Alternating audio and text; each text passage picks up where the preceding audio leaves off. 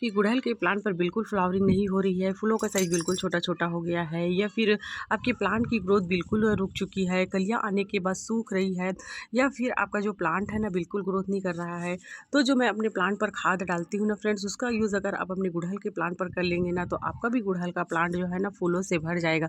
तो फ्रेंड्स, मेरा गुड़हल का प्लांट आप देख सकते हैं, इसके हर एक ब्रांच पर इस तरह से जो है ना कलियाँ बनी हुई है। और ये जो खाद है ना फ्रेंड्स, बहुत ही फ़ायदेमंद है हमारे प्लांट के लिए, बिल्कुल ऑर्गेनिक है फ्रेंड्स। आपको मार्केट से कुछ भी बाहर से लाने की ज़रूरत नहीं है। अगर इसका यूज़ अपने गुड़हल के प्लांट पर करते रहेंगे ना, तो आपका जो गुड़हल का प्लांट है ना बहुत अच्छे से ग्रोथ करेगा, क्योंकि अभी हमारे गुड़हल के प्लांट का बहुत ही अच्छा ग्रोइंग टाइम है फ्रेंड्स। अगर इस आप खाद को डाल लेते हैं ना, तो आपका जो गुड़हल का प्लांट है ना पूरी गर्मियाँ बहुत अच्छे से फ्लावरिंग करेगा।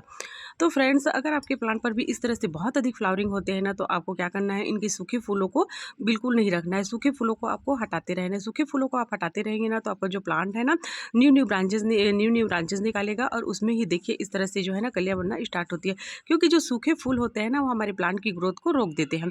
तो सूखे फूल को हटाते रहेंगे तो इस तरह से न्यू न्यू ब्रांच आएंगी, उस पर इस तरह से कलियाँ बनना स्टार्ट हो जाएंगी।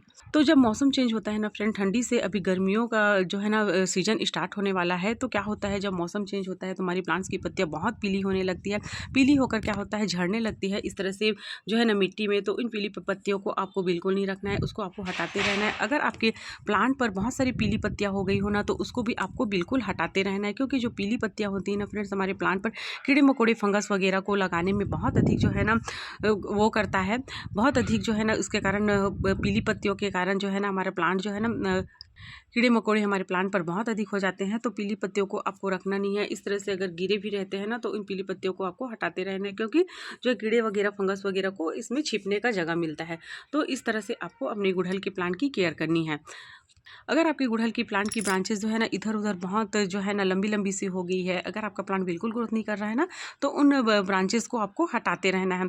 हटा देंगे ना, कटिंग शटिंग कर देंगे, तो आपका जो प्लांट है ना नीचे से बहुत अच्छे से ग्रोथ करेगा और बहुत अधिक फूल और कलियाँ बनाएगा। अगर आपके गुड़हल की प्लांट की रूट बाउंड हो चुकी है, तो आप अपने गुड़हल के प्लांट को जो है ना दूसरे पॉट में रिपोर्ट कर सकते हैं। रूट बाउंड कैसे होता है फ्रेंड्स, अगर आप ऊपर से देखेंगे ना, तो आपकी प्लांट की जो जड़ें हैं ना ऊपर से दिखाई देगा, तो आपको समझ जाना है कि आपको अपने प्लांट को दूसरे जो है ना गमले में शिफ्ट करना है, या फिर मिट्टी को चेंज कर देना है, या फिर उनके जड़ों को काट कर यानी उसी गमले में मिट्टी दूसरा मिट्टी बनाकर अच्छे से लगा देना है। तभी आपका जो प्लांट है ना बहुत अधिक ग्रोथ करेगा, बहुत अधिक फूल और कलियाँ निकालेगा।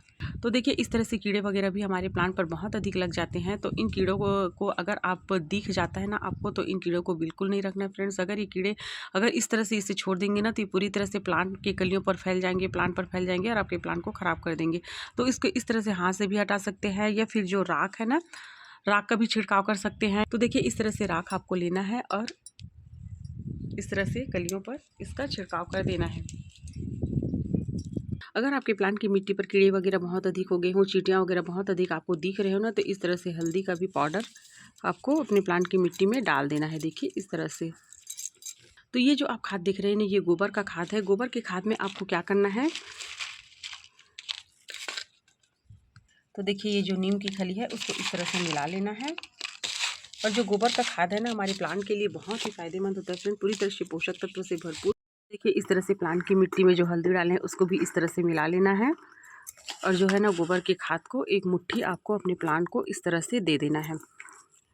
तो मैं अपने प्लांट को ना, मेरा जो पॉट है बड़ा है और मेरे जो प्लांट का जो साइज़ भी है ना बड़ा है, तो मैं इसको 2 मुट्ठी इस तरह से जो है ना गोबर के खाद को दे दूँगी। तो फ्रेंड्स, जो गोबर का खाद है ना हमारे प्लांट के लिए बहुत ही फ़ायदेमंद है, हमारे प्लांट की ग्रोथ में, फूल और कलियाँ लाने में बहुत अधिक जो है ना मदद करता है। और जो गोबर का खाद है ना वो आपको बहुत ही आसानी से मिल जाएगा। अगर आपके पास गोबर का खाद नहीं है ना, तो आप जो है ना जो है वर्मी कंपोस्ट का भी यूज़ आप कर सकते हैं अपने प्लांट पर। तो फ्रेंड्स, ये जो खाद होती है ना फ्रेंड्स बिल्कुल ऑर्गेनिक होती है, इससे हमारे प्लांट को बिल्कुल नुकसान नहीं पहुँचता है। अगर इसकी मात्रा ज़्यादा भी हो जाती है ना, तो हमारे प्लांट के लिए ये बिल्कुल नुकसान नहीं पहुँचाएगा। तो फ्रेंड्स, अगर आप केमिकल दवाइयों का यूज़ करते हैं ना, तो उसकी मात्रा अगर आपके प्लांट पर ज़्यादा होती है ना, तो हमारे प्लांट की ग्रोथ को रोक देता है। फूल और कलियाँ शुरू में तो बहुत अधिक बनेंगी, उसके बाद जो है ना कलियाँ या फिर जो है ना फूल आना बिल्कुल कम हो जाते हैं। तो फ्रेंड्स उसके बाद आपको ये जो है ना लिक्विड आपको अपने प्लांट को दे देना है। ये जो है ना प्याज के छिलके का फर्टिलाइज़र है और प्याज का जो छिलका होता है ना वो आपको बहुत ही आसानी से आपके घर में मिल जाएगा। तो प्याज के छिलके को आपको फेंकना नहीं है, इस तरह से इसे भिगा कर रख देना है। इस तरह से भिगाएंगे ना तो देखिए पानी का कलर जो है ना बिल्कुल चेंज हो चुका है। अब आपको इसको क्या करना है, नॉर्मल पानी इसमें मिला लेना है। उसके बाद ना आपको अपने प्लांट को इसे दे देना है। जो प्याज होता है ना फ्रेंड्स, उसमें बहुत अधिक मात्रा में पोटेशियम होता है और पोटेशियम जो होता है ना हमारे प्लांट में फूल और कलियाँ लाने में बहुत अधिक मदद करता है। तो प्याज के छिलके का यूज़ ना आपको अपने प्लांट पर ज़रूर करना चाहिए। कीड़े मकोड़े फंगस को दूर करने में भी बहुत अधिक मदद करता है। प्लांट की मिट्टी में अगर कीड़े वगैरह हो गए हो ना उसको भी ठीक करने में बहुत ज़्यादा मदद करता है। तो मैं इसमें नॉर्मल पानी मिलाऊंगी, उसके बाद ना आपको मैंने जो है ना अपने प्लांट को इस लिक्विड को दे दूंगी।